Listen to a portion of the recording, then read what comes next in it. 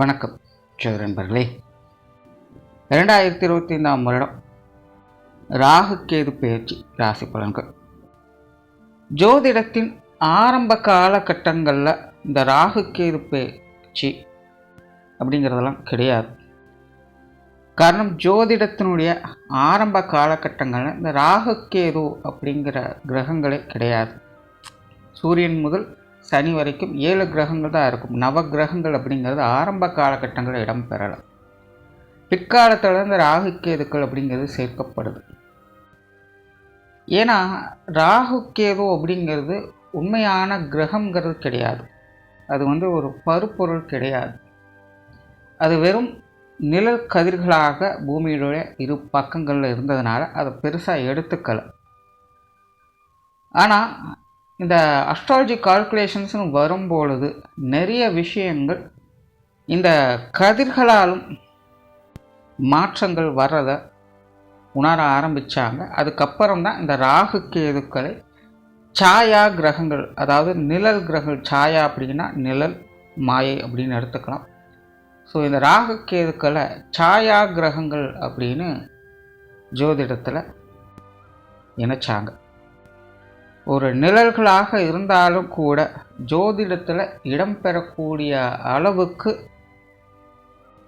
அதாவது கிரகம்னு ஒரு அந்தஸ்தை கொடுத்து இடம்பெறக்கூடிய வகையில் இதற்கு முக்கியத்துவம் கொடுத்து வச்சுருக்காங்க. அப்படிங்கும் பொழுது இந்த ராகு கேதுக்களுடைய வலிமை எப்படிப்பட்டதாக இருக்கும் அப்படிங்கிறத நம்ம புரிஞ்சுக்கலாம். ஏன்னா இந்த ராகு கேதுக்களுடைய தாக்கங்கள், மாற்றங்கள் அப்படிங்கிறது வாழ்க்கையில் தவிர்க்க முடியாத அளவுக்கு இருக்குது. ஒவ்வொரு மனிதர்களுடைய வாழ்க்கையில் முக்கியமான அரிதான விஷயங்களுக்கு காரணக்கர்த்தாவாக இந்த ராகு கேதுக்கள் தான் இருக்காங்க. ஆக்சுவலாக மனிதர்களுடைய வாழ்க்கையே வெறும் மாயை தான் அப்படிங்கிறது சித்தர்கள் கோட்பாடு. அப்போ அந்த மாயையில் இருக்கக்கூடியவங்களுக்கு அந்த மாயா கிரகங்களும் அத்தியாவசியமாக இருக்குது. அதனால் ஜோதிடத்தை பொறுத்த வரைக்கும் இந்த ராகு கேது பயிற்சிகள் அப்படிங்கிறது ஒரு முக்கியமான ஒன்று.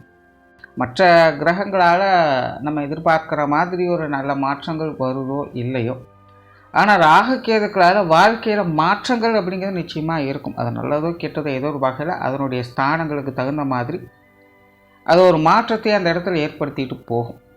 ஏன்னா ராகு கேதுக்களுக்கு சொந்த வீடுகள் அப்படிங்கிறது கிடையாது. எந்த ராசியில் இருக்கோ அதையே சொந்த வீடாக அதை மாற்றிக்கும். அதனாலே அதன் முழு தாக்கம் அப்படிங்கிறது எப்போவுமே இருந்துக்கிட்டே இருக்கும். மற்ற கிரகங்கள் ஆட்சி, உச்சம், நட்பு, பகை இந்த மாதிரியான விஷயங்கள்லாம் பார்த்து தான் பலன்கள் கொடுக்கும். அப்படின்னா ராகு கேதுக்களை பொறுத்த வரைக்கும் எப்போவுமே பலன்கள் ஒரே மாதிரி தான் இருந்துக்கிட்டு இருக்கும். அதில் எந்த ஒரு மாற்றமும் கிடையாது. இருக்கிற இடத்துல என்ன கொடுக்கணுமோ அதை கொடுத்துட்டு போயிட்டே இருக்கும். அதனால் ஜோதிடத்தை பொறுத்த வரைக்கும் இந்த ராகு கேது பயிற்சி அப்படிங்கிறது ரொம்ப ரொம்ப முக்கியம். ஆனால் அது மட்டும் இல்லை, வருட கிரகங்கள்னு சொல்லக்கூடிய பயிற்சிகளில் இந்த ராகு கேது பயிற்சியும் இருக்குது. ஏன்னா குரு ஒரு வருட காலம் ஒரு ராசியில் சஞ்சாரம் செய்யும். சனி 2.5 வருட காலங்கள் ஒரு ராசியில் சஞ்சாரம் செய்யும். இது ரெண்டுக்கும் மத்திய பகுதியில் 1.5 வருட காலம் 18 மாதங்களுக்கு இந்த ராகு கேதுனுடைய சஞ்சாரம் ஒரு ராசியிலே இருக்கும். ஸோ ஒரு ராசியில் அதிக நாட்கள் இருக்கக்கூடிய கிரகங்கள் அதனுடைய தாக்கத்தை அதிக நாட்களுக்கு ஏற்படுத்தும். அப்போ அதனுடைய மாற்றங்கள் எப்படி இருக்கும் அப்படிங்கிறத முன்கூட்டியே தெரிஞ்சுக்கணும். அப்படிங்கிறதுல இந்த ராகு கேது பயிற்சி அப்படிங்கிறது முக்கியமாக பார்க்கப்படுது. ஆனால் இந்த 2025ஆம் வருடத்தை பொறுத்த வரைக்கும் இந்த வருட கிரகங்களுடைய பயிற்சிகள் அனைத்துமே இருக்குது. குரு பயிற்சியும் இருக்குது, சனி பயிற்சியும் இருக்குது, ராகு கேது பயிற்சியும் இருக்குது. ஸோ இந்த 2025ஆம் வருடம் கண்டிப்பாக அனைவரோட வாழ்க்கையும் ஒரு மறக்க முடியாத நிகழ்வுகள் அப்படின்னு கண்டிப்பாக இருக்கும். அது நல்லதோ கெட்டதோ அவங்களுடைய ஜாதகப்படி இருக்கும். ஆனால் ஆல்ரெடி இந்த 2025ஆம் வருடம் எப்படி இருக்கும் அப்படிங்கிறதையும் வீடியோ போட்டிருந்தோம். ஆக்சுவலாக அது சொன்ன மாதிரி தான் நிறைய விஷயங்கள் இப்போதைய நடப்பில் நடந்துக்கிட்டு இருக்குது. அது பார்க்காதவங்க வேணால் செக் பண்ணி பாருங்கள். உலகச் சூழல்கள் எப்படி இருக்கும், மனிதர்களோட வாழ்க்கை நிலை எப்படி இருக்கும் அப்படிங்கிறதெல்லாம் கிளியராகவே சொல்லியிருந்தேன். பார்க்காதவங்க ஒரு தடவை வேணால் செக் பண்ணி பாருங்கள், சேனல் பேஜில் இருக்கும். ஸோ இங்கே இந்த ராகு கேதுக்கள் ராசி ரீதியாக என்ன மாதிரியான மாற்றங்களை கொண்டு வருது அப்படிங்கிறத பற்றி தான் பார்க்க போகிறோம். அந்த வகையில் உங்கள் ராசிக்கு என்ன பலன்கள் இருக்கும் அப்படிங்கிறத பற்றி தான் இந்த வீடியோவில் பார்க்க போகிறோம். மேசராசி. மேசராசிக்கு ராசிக்கு 11ஆம் இடத்துல ராகுவும் 5ஆம் இடத்துல கேதுவும் அடுத்த 1.5 வருட காலங்களுக்கு இந்த ராகு கேதுக்கள் சஞ்சாரம் செய்துட்டு வரும். இது வரைக்கும் மேஷராசிக்கு மறைவு ஸ்தானங்களில் 6, 12ஆம் இடங்களில் இந்த ராகுகேதுக்கள் சஞ்சரிச்சுட்டு வந்தது. பொதுவாக மறைவு ஸ்தானங்களில் ராகுகேதுக்கள் சஞ்சாரம் செய்யும்போது விபரீத யோகங்களை ஏற்படுத்தும். ஒரு பக்கம் வாழ்க்கையில் தேவையான விஷயங்களை கொடுத்துரும். பட் அதே நேரம் இன்னொரு பக்கம் பார்த்திங்கன்னா பொருளாதார ரீதியாகவும் உடல் ரீதியாகவும் சில சங்கடங்களை ஏற்படுத்தும். மேஷராசிக்காரங்களுடைய வாழ்க்கையில் மருத்துவ விரயம் அப்படிங்கிறது தவிர்க்க முடியாததாக இருந்திருக்கும். இதனால் வரைக்கும் ஒன்று அவங்களுக்கு இருந்திருக்கும், அல்லது அவங்க குடும்பத்தாரை சார்ந்தவங்களுக்கு இருந்திருக்கும். 10 ரூபானா 10 ரூபா மெடிக்கலுக்காக செலவு பண்ண வேண்டிய சூழ்நிலைகள் அது நல்ல விதத்திலோ இல்லை மோசமான நிலைகளோ ஏற்பட்டிருக்கலாம். பொருளாதார நிலையில் மந்தம் அப்படிங்கிறது இருக்கும். காசு பணம் எவ்வளோ சம்பாதிச்சாலும் பத்தலைங்கிற ஒரு குறை இருக்கும். நிறைய பேருக்கு காசு பணங்கள் கைக்கு வந்திருக்கும், ஆனால் அது ஏதாவது ஒரு விஷயங்களாக மாற்றிருப்போம். வந்த காசு எப்படி வெளியில் போச்சுங்கிறது தெரியாது. ஒன்று வீண் விரயமாக இருக்கலாம், இல்லை ஏதாவது ஒரு விஷயங்களை வாங்கி போட்டிருக்கலாம். ஆனால் அதன் மூலமாகவும் ஏதாவது ஒரு செலவுகள் விரயங்கள் அப்படிங்கிறது இருந்துக்கிட்டே இருக்கும். ஸோ இந்த மாதிரி இதுவரைக்கும் விபரீத யோகங்களை கொடுத்தது. அதாவது ஒரு பக்கம் சாதகமான அமைப்புகள் தான், ஆனால் அதன் மூலமாக சில சங்கடங்கள் பிரச்சனைகள் அப்படிங்கிறது இருந்துக்கிட்டு இருக்கும். ஒன்று ஆரம்பத்திலே நல்லதை கொடுத்துருக்கும், பிற்காலத்தில் அது மூலமாக பிரச்சனைகள் கொண்டு வரும். இல்லை ஆரம்பத்திலே ஒரு சங்கடங்களை கொடுக்கும், பிற்காலத்தில் அது மூலமாக ஒரு நற்பலன்களை கொடுக்கும். இந்த மாதிரி விபரீத யோக அமைப்புகளை தான் இது வரைக்கும் இந்த ராகுகேதுக்கள் அப்படிங்கிறது சஞ்சாரம் செஞ்சுட்டு வந்தது. இனி உங்களுடைய லாபஸ்தானத்திற்கு ராகுவும் பூர்வ புண்ணிய ஸ்தானத்திற்கு கேதுவும் சஞ்சாரம் செய்யும் அடுத்த 18 மாத காலங்களுக்கு.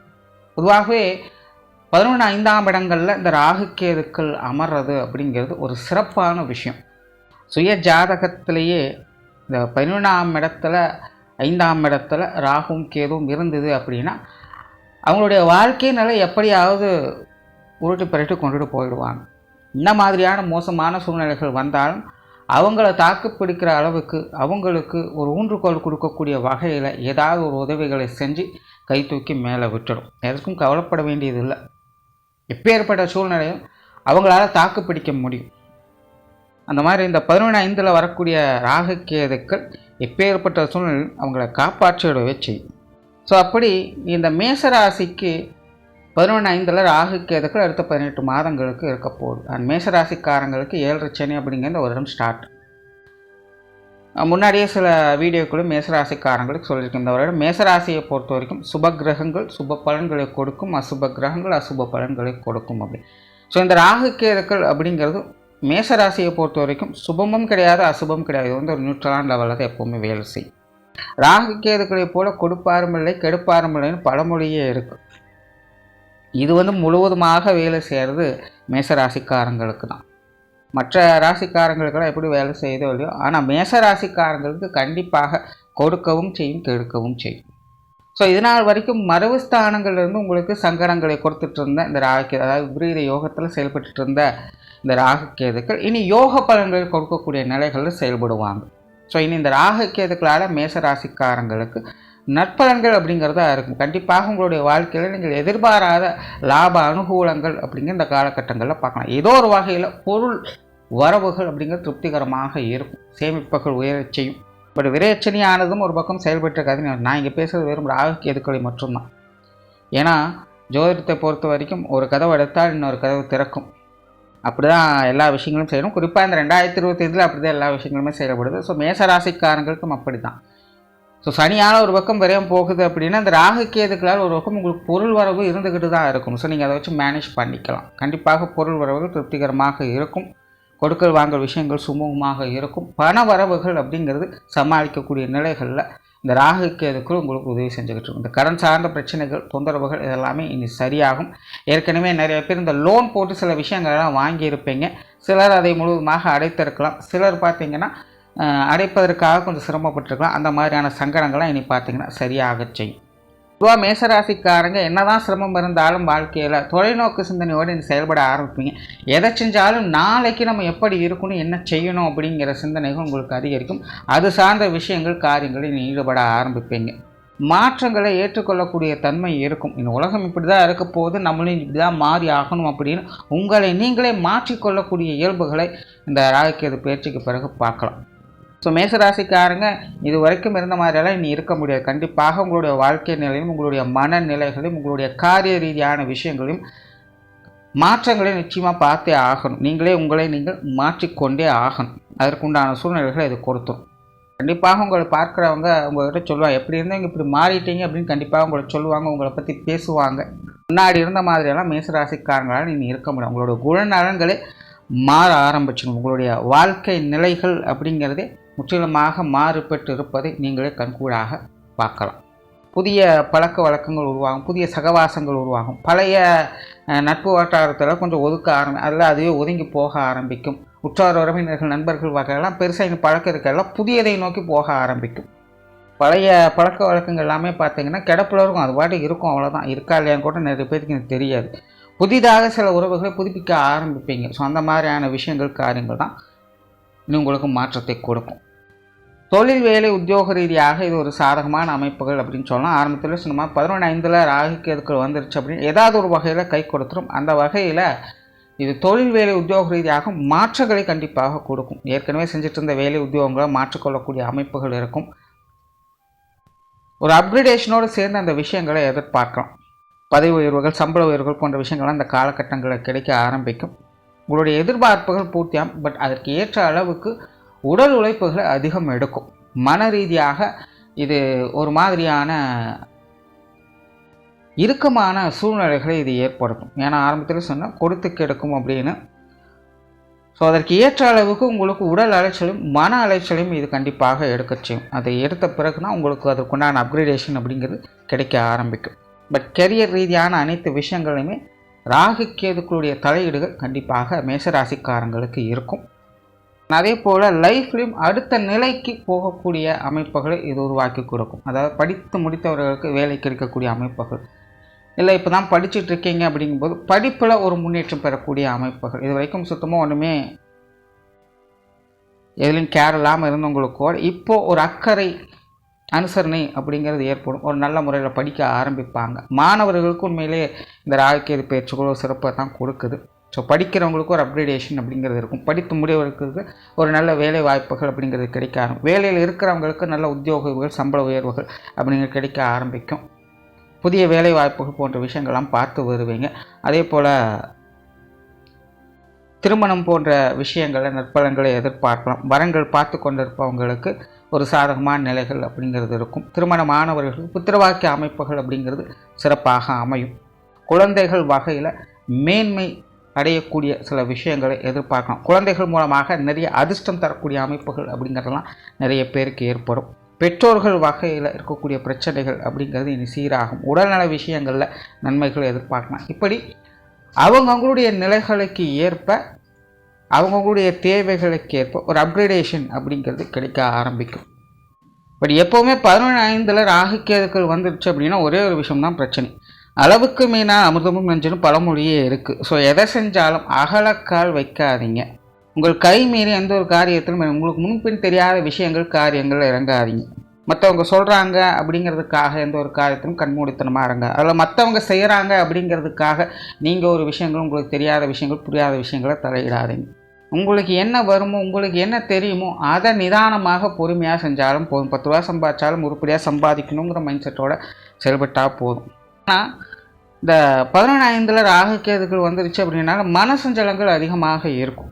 அது ஒரு விதமான உத்வேகத்தை கொடுத்துரும். குருட்டுத்தனமான நம்பிக்கையை அதிகம் ஏற்படுத்தும். எது வந்தாலும் பார்த்துக்கலாம் போக முடியல. அப்போ தான் பார்த்தீங்கன்னா ஏதேதோ ஒரு விஷயங்களுக்குள்ளே இறங்குவாங்க.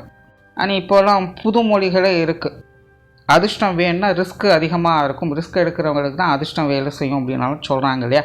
ஸோ அந்த மாதிரியான விஷயங்கள்லாம் உண்மைகள் தான். ஆனால் இப்போதைய நிலையில் மேசராசிக்காரங்க ரிஸ்க் எடுக்கிறது அப்படிங்கிறது கொஞ்சம் தவிர்த்துக்கங்க. அதாவது ரிஸ்க் எடுக்கணும். நான் சொல்கிறது அதிகப்படியான ரிஸ்க் எடுக்கிறத தவிர்த்துக்குங்க. ஏன்னா அளவுக்கு மீனால் தான் அமிர்தமும் நஞ்சு. பட் நான் ரிஸ்கே எடுக்க மாட்டேன், சும்மா இருக்கிற விஷயங்களை தான் செய்வேன் அப்படிங்கிறதும் வேஸ்ட்டு. அதுவும் அளவுக்கு மீறி ஒன்றுமே செய்யாமல் சும்மா உட்காந்துருந்தாலும் அதுவும் அளவுக்கு மீறின விஷயங்கள் தான். அதுலேயும் பிரச்சனைகள் தான் வரும். அதனால் நடுநிலைத்தன்மையோடு செயல்படுங்க. எந்த ஒரு விஷயம் அது நல்லதோ கெட்டதோ, ஒரு மேலே ஏறக்கூடிய விஷயமோ இல்லை கீழே போகக்கூடிய விஷயங்களோ அதிகமாக செஞ்சு மாட்டிக்காதீங்க. அளவெடுத்தார் போல் எல்லாத்துலேயுமே ஒரு நடுநிலையோடு இருந்து வர்றது இந்த மேசராசிக்காரங்களுக்கு சிறப்புகளை கொடுக்கும். அதனால் மேசராசியை பொறுத்தவரைக்கும் இந்த ராகுகேது பயிற்சியானது புற வாழ்க்கையில் சாதகமான அமைப்புகள் என்பது இருக்கும். பட் அகமுகமாக தடுமாற்றங்கள் அதிகமாக இருக்கும். அதை சரியான முறையில் மேனேஜ் பண்ணிட்டீங்கன்னா சாதகமான அமைப்புகள் என்பது உண்டு. நன்றி, வணக்கம், வாழ்க வளமுடன்.